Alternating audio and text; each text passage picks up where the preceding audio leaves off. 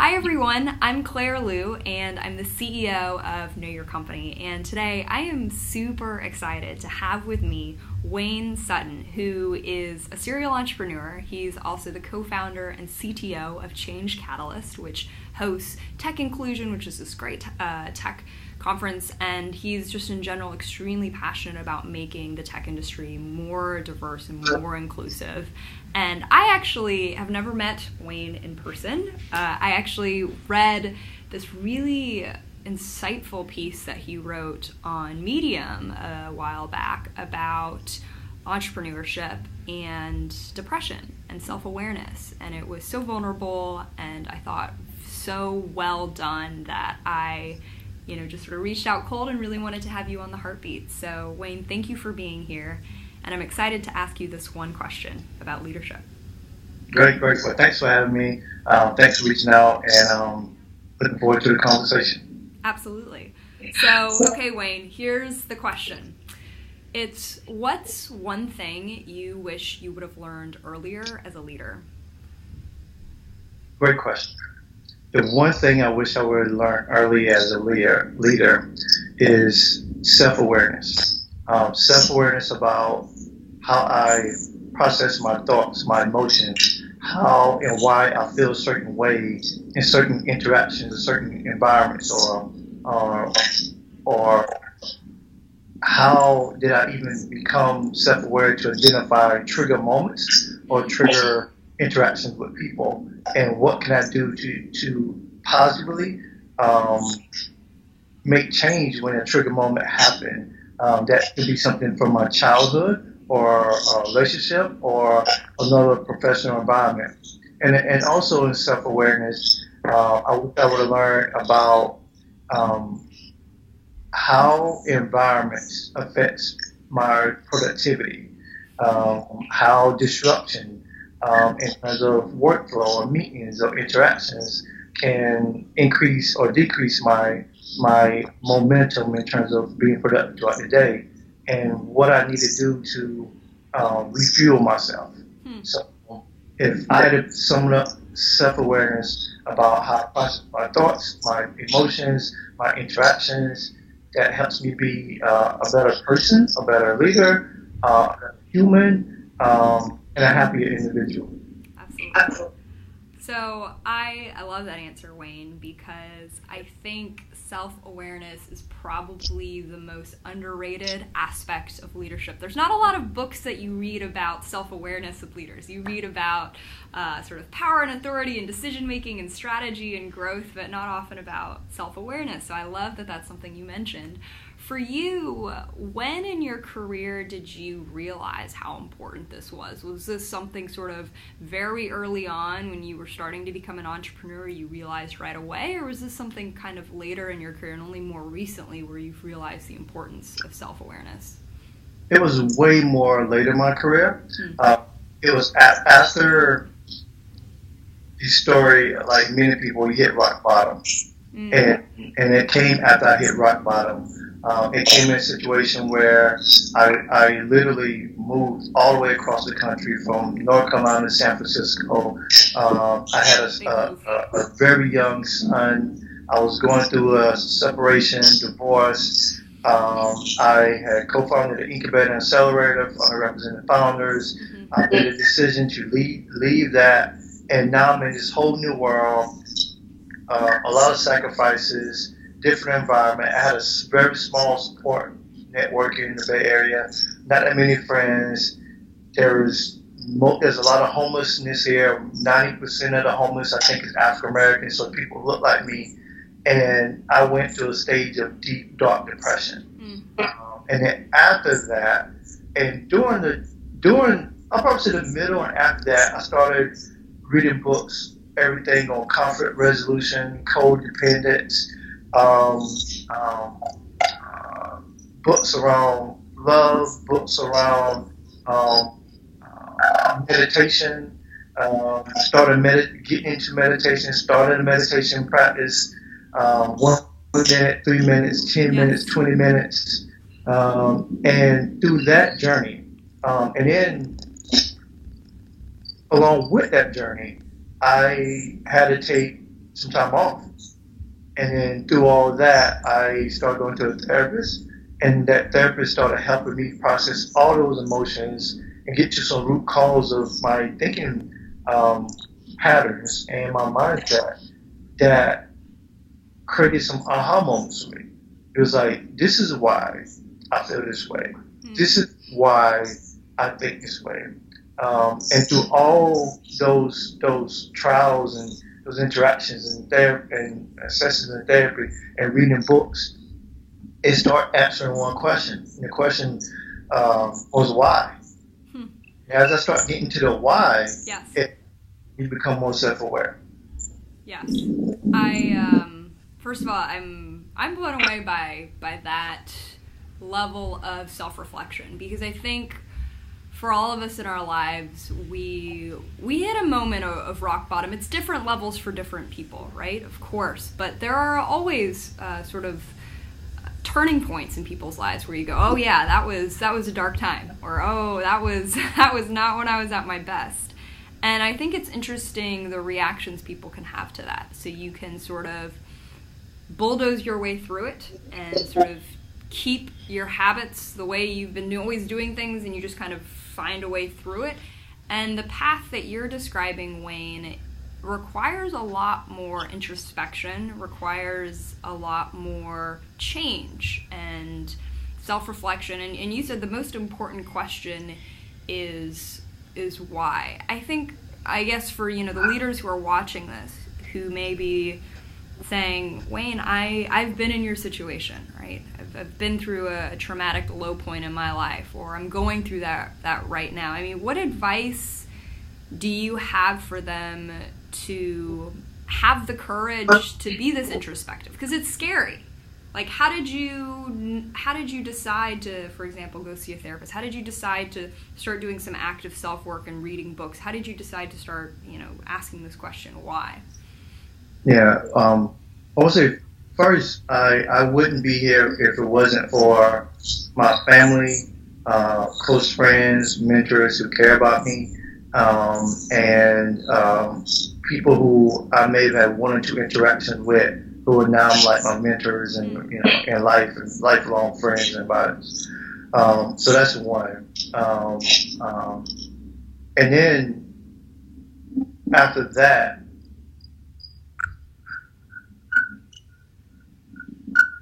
the time I took off was the most helpful in that moment. Yeah. And I understand that I was in a privileged environment to be able to say, all right, I can take almost a month off and disconnect from everything. Yes. A lot of people can't do that. Yes. But I was able to do that. And but it's one of the good and bad problems about hitting rock bottom. You have nowhere to go but up. Yeah. And so took that time off, and then once I got emotionally and intellectually back on track, I was reminded of my goals. Reminded that I have a son. Reminded that why I came to San Francisco. What were my objectives? What I want to accomplish in life, and from there it's like with baby steps. Making little small changes, say, okay, I can't give up. That's number one. Number two is that create a plan. Like I had put things in motion before I took the time off. That okay, I was moving into a new apartment in San Francisco. That was going to be available when I got back or when I was ready. I had a job offer from with an early stage startup. That was going to be ready when I got back if I choose. My divorce was final, and I had a little bit of cash and said, you know what, I can do this. And then with that plan was continue with a therapist. And then I met with a couple, and in San Francisco, there's not a lot of the black population is I think it's 5%, and a therapist I think is maybe 1%. And I got fortunate to connect with one black therapist because I wanted someone who can relate with my culture and identity, and she was phenomenal, and to help me understand what was going on. And so with all of that, that plan, that strategy, it helped me get to a level of answering the question like why? Like why did I feel this way? Why did I think there was a moment where I had to give up? Why did I make those decisions to even move out here? Like all these things help me identify the why. Yes. I hope I asked the question. Beyond beyond what I was originally asking, Wayne. I think so many threads I want to pull on here and highlight for people who can relate to this situation. I mean, one, you talked about the importance of a support group and a support network and a community, and I think as leaders, it's so easy to say that we can go it on our own, right? That we don't need anyone, and that we're the leader. Everyone's looking to us, when in reality, something that I love that you talked about was, no, lean on your close friends, lean on even acquaintances who've said that one encouraging thing to you. So I think that's something that's really key. And I think the second sort of piece I want to highlight that you mentioned is the importance of pausing and taking a break. We rush so easily in our day-to-day lives, especially as leaders, to find a solution, to work at a certain pace. And that's great. I'm all about speed and getting things done. You know, I'm sure you are too. Like no one's saying not to do that. But you said you took a month off, right? And the importance of pausing. I'm curious, Wayne, you know, when you wrote this blog post around self-awareness, and I'm sure as you talk to plenty of entrepreneurs and founders, what advice do you give them around, you know, being more self-aware? Is there anything that you feel like you wish you would have known earlier in terms of, you know, sort of having people, you know, or sharing with people, these are the things I wish I would have known earlier, or make sure to sort of take advantage of these things as leader, or be mindful of these things? Yes. It can be challenging working with entrepreneurs who are not ready to process that. And something I want to touch on before I answer that question is what on a comment that you made about taking that time off. Yes. And being transparent, because we have made a huge mistake in the tech industry, identifying role models with God complexes, type A behavior to have all the answers. Yes. We have a huge human fundamental culture mistake in the tech industry, because that's not how we are humans. That's not actually how we do business. That's not actually how we succeed in life. Yeah. And often hear these stories of people, you know, I'm not Richard Branson or Elon Musk say, yeah.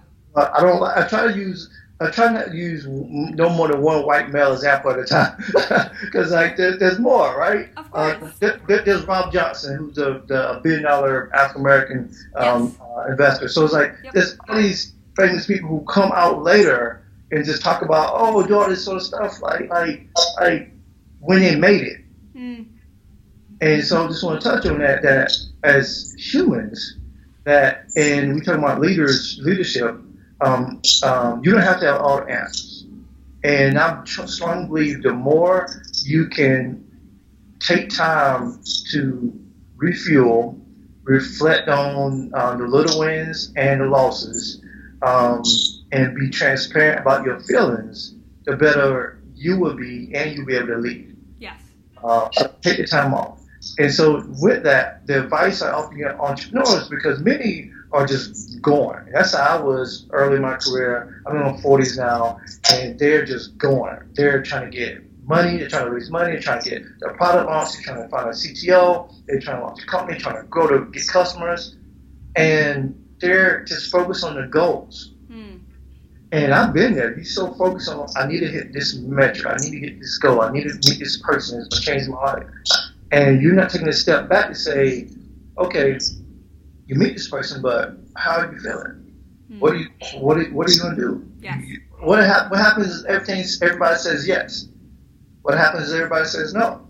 How are you going to deal with that emotionally? Right. How do you handle rejection? Right. How do you handle success? Are you grateful for the little ones? Do you celebrate that gratefulness with your colleagues? Mm-hmm. So you try to break it down into simple transactional interactions that are emotional.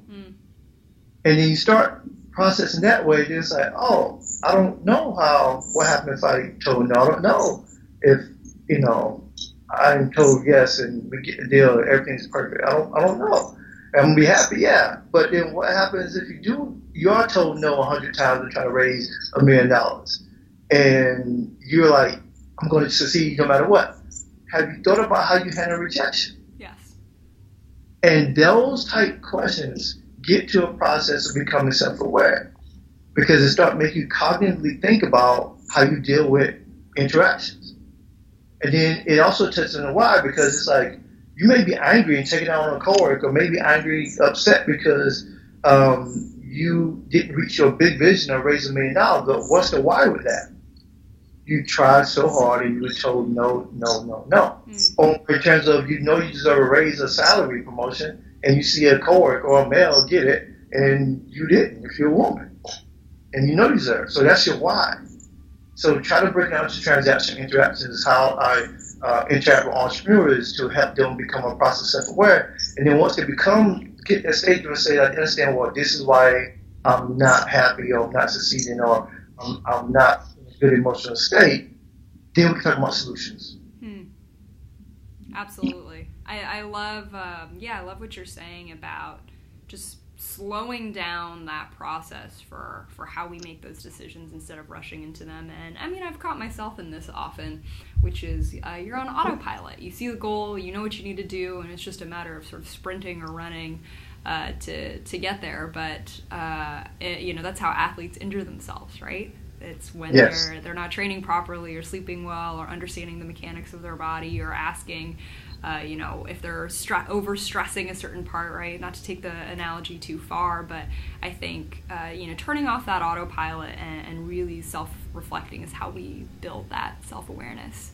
So Wayne, thank you so much for your incredible insights. It's just refreshing to have such a clear and real perspective on the psychology of being a leader, being an entrepreneur, and not always having everything go your way all the time, because that's sure is life.